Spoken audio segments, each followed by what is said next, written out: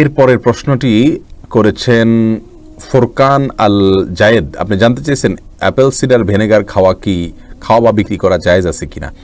হ্যাঁ, Apple cider vinegar বা আপনার যেটাকে আমরা বলি আপনার কি বলে আপনার সিরকা, নবী সাল্লাল্লাহু আলাইহি সাল্লামের জীবনে এই সিরকার ব্যবহার ছিল এবং সাহাবায়ে কেরাম প্রচুর পরিমাণে খেতেন।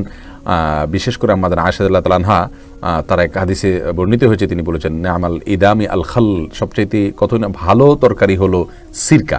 তো এই হাদিস থেকে বোঝা যায় যে সিরকাকে অ্যাজ এ তরকারি যদি কেউ ইউজ করেন এবং খান, অর্থাৎ আপনার রুটি দিয়ে সিরকা দিয়ে খান, তাহলে সেটি এটা পছন্দনীয় ছিল আমাদের আয়েশার কাছে, সাহাবায়ে কেরাম এটা খেতেন। বিধায় সিরকার যদি আমরা ব্যবহার করি, এটাকেই অ্যাপেল সিডার, এটাকেই ভিনেগার বলা হয়।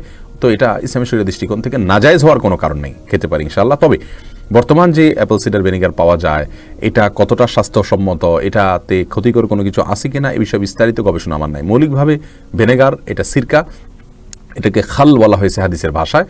তো এটাতে কোনো অসুবিধা নেই ইনশাআল্লাহ, বিদিন ওটা আমরা গ্রহণ করতে পারি, খেতে পারি।